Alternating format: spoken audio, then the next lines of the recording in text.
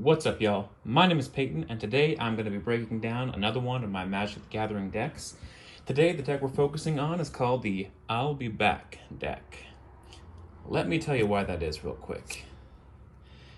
Here we can see my commander is Brago, King Eternal, flying 2/4. Whenever Brago, King Eternal deals combat damage to a player, exile any number of target non-land permanents you control, then return those cards to the battlefield under their owner's control.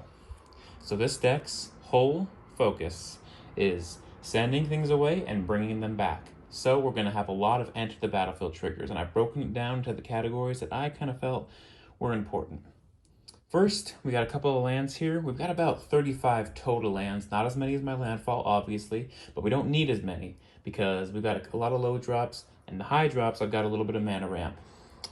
First, let's start with this category. This category, we've got the cards that allow me to draw more cards. One on top here, anytime I would draw a card, except for my draw step, I draw 2 cards instead. That's very crucial. Target player draws X cards, plus an additional card for each time they've cast their commander from the command zone this game. That is very good, and the target would probably be me in that situation. Then we've got this card right over here. Okay, this has 2 options. You can pay 2 in a blue, and if you do that, I draw 3 cards, and an opponent creates 2 treasure tokens and scries 2. So I can kind of make a friend that way, or I can just pay the X2 and a blue cost, where I draw X cards. Pretty sweet. And then this one right here is just to draw 3 cards, but if at least 3 mana of blue was spent to cast the spell, I can scry 3 before I draw the 3.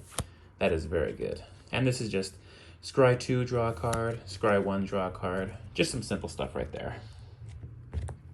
Moving on, we have got a little bit of removal.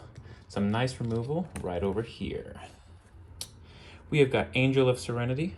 When Angel of Serenity enters the battlefield, you may exile up to 3 other target creatures from the battlefield and or creature cards from the graveyards.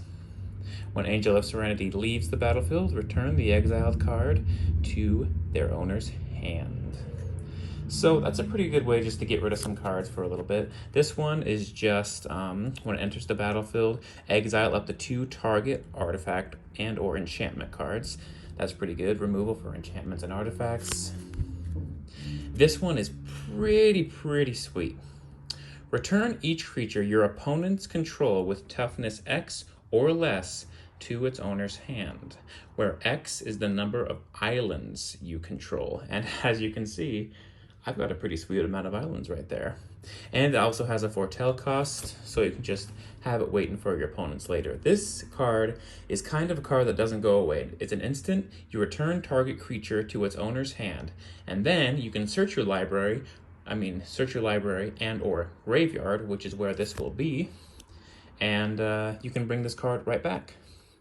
Pretty nice. And this card kind of deters people from attacking you. When it enters the battlefield, secretly choose a player. If that player attacks you, you reveal that that was the player, and you can exile the target creature that's attacking you. So that's pretty sweet. All right. Moving on to the next category, we have got some buffing. This is definitely my favorite, Weapon Rack. Weapon Rack enters the battlefield with 3 +1/+1 counters on it. I can tap it to move 1 +1/+1 counter from Armor Rack onto target creature. I can activate this ability only anytime I would cast a sorcery, so on my turn, but this is pretty sweet because after I spent all 3 of the +1/+1 counters, I can simply send this away, bring it back, and have 3 more +1/+1 counters to put on my creatures.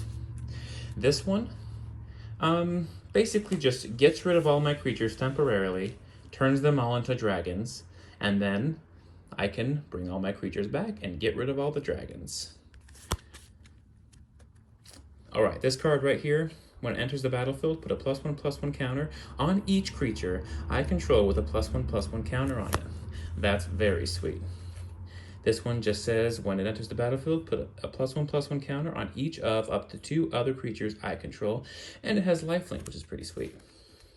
And this bad boy right here, Whenever a creature is exiled from the battlefield, put a +1/+1 counter on Soul Herder. At the beginning of your end step, you may exile another target creature you control, then return that card to the battlefield under its owner's control. This deck is all about exiling and then bringing them back, so this guy is going to be very, very powerful. And then this one's power is equal to the number of instant and sorcery cards I own in exile and in my graveyard.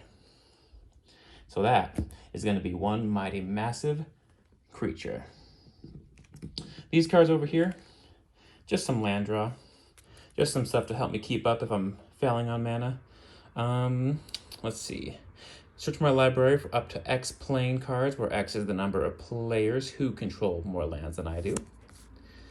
When this one enters the battlefield, I search my library for a basic plains, reveal it, put it into my hand, then shuffle. That's pretty good. And this one, when it enters the battlefield, I may search my library for basic plains card, put it into the battlefield, tapped, and then shuffle my library. That's pretty sweet. All right, moving right on again. Let's see, what are these ones again? Okay, yeah, this is my removal. No, that was my removal. This is my graveyard recursion. Perfect. Whenever Sun Titan enters the battlefield or attacks, you may return target permanent card with converted mana cost 3 or less from your graveyard to the battlefield. Very sweet. When Ironclad Slayer enters the battlefield, you may return target aura or equipment card from your graveyard to your hand. Very sweet. This one says, when it enters the battlefield, I put the top 4 cards of my library into my graveyard.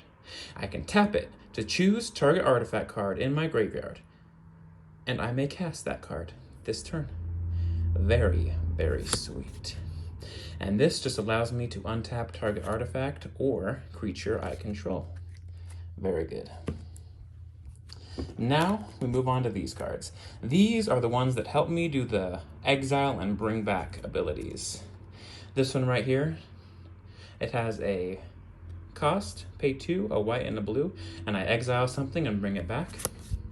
This one is just an instant where I exile something and bring it back, but it does have a flashback cost, so I can do it again. This one, once again, when it enters the battlefield, exile, bring back. And once again, exile, bring back when it enters the battlefield. Pretty basic, pretty simple. Just something to help me keep exiling and bringing back. All right. Now we just have a couple of counters, because this is a blue deck. I want to make sure no one's messing with any of my big creatures. Counter spell with the Foretell cost, pretty nice. 2 normal counter spells, and this is a counter spell. Counter target spell. Its controller puts the top 3 cards of their library into their graveyard. So that can set someone back a good bit. And this is just my basic mana buffing. I've got a Coveted Jewel in here so we can have a bit of fun in the game and fight over it. But other than that, just some basic stuff. I would have liked to have more, but I did not have a spare command sphere. That's all right. All right, so that's basically this deck. Hope you guys enjoyed the video. Peace out.